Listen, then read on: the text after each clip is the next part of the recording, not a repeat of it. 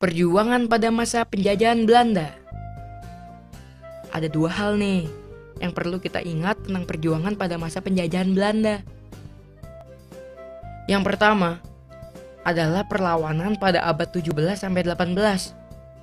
Pada abad ini, perlawanan yang dilakukan dengan jalan perang.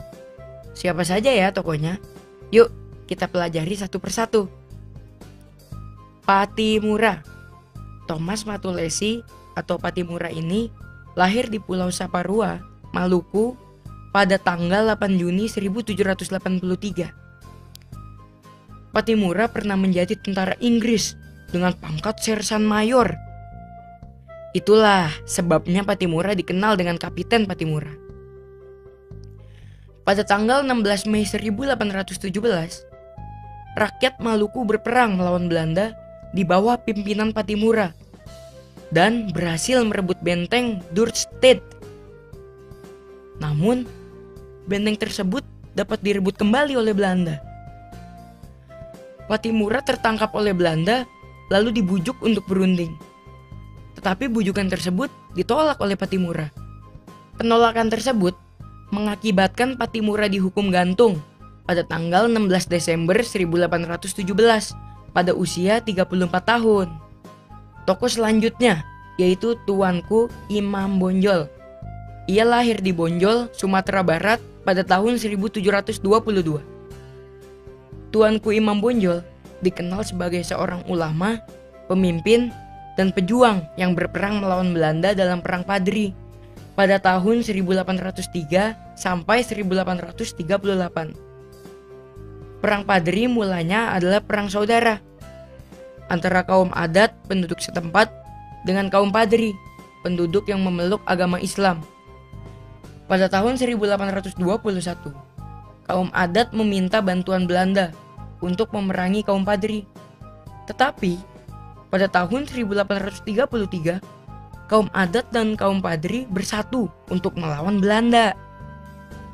Pada tanggal 25 Oktober 1837, Tuanku Imam Bonjol tertangkap dan dibuang di Cianjur. Terakhir, beliau dipindah ke Manado hingga meninggal pada tanggal 6 November 1864. Pangeran Diponegoro adalah pahlawan nasional Indonesia dari Jawa Tengah. Semasa kecilnya bernama Ontowiryo. Dilahirkan di Yogyakarta pada tanggal 11 November 1785. Beliau adalah putra Sultan Hamengkubuwono yang ketiga. Perang Diponegoro dimulai tanggal 20 Juli 1825 sampai 28 Maret 1830. Taktik yang digunakan oleh Pangeran Diponegoro adalah taktik gerilya, yaitu taktik sembunyi-sembunyi. Perang ini merupakan perang terbesar dan terberat yang dialami oleh Belanda, sehingga Belanda menyebutnya dengan Perang Jawa. Pada tanggal 28 Maret 1830, Pangeran Diponegoro setuju untuk mengadakan perundingan dengan Belanda. Namun, tiba-tiba Belanda mengingkari janjinya dan menangkap Pangeran Diponegoro. Kemudian, Pangeran Diponegoro dibuang ke Makassar sampai wafat pada tanggal 8 Januari 1855. Pahlawan selanjutnya yaitu Pangeran Antasari. Beliau adalah pahlawan nasional Indonesia yang berasal dari Kalimantan Selatan. Pangeran Antasari lahir pada tahun 1797 dan sempat menjadi Sultan Banjar pada tahun 1862. Perang Banjar terjadi pada tanggal 25 April 1859 sampai 1903. Perang ini dimulai saat Pangeran Antasari dengan 300 prajuritnya menyerang tambang batu bara. Belanda berkali-kali membujuk Pangeran Antasari untuk menyerah atau membuat perundingan. Namun hal itu ditolak oleh Pangeran Antasari. Setelah berjuang keras, Pangeran Antasari wafat pada tanggal 11 Oktober 1862 karena sakit paru-paru dan cacar. Kemudian, perjuangannya melawan Belanda dilanjutkan oleh putranya yang bernama Muhammad Seman.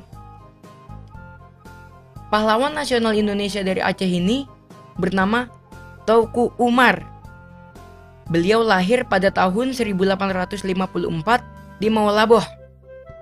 Ketika berumur 19 tahun, Teuku Umar ikut serta dalam Perang Aceh yang pertama, yaitu tahun 1873 sampai 1874, dan menjadi kepala desa di daerah Daya Maulaboh.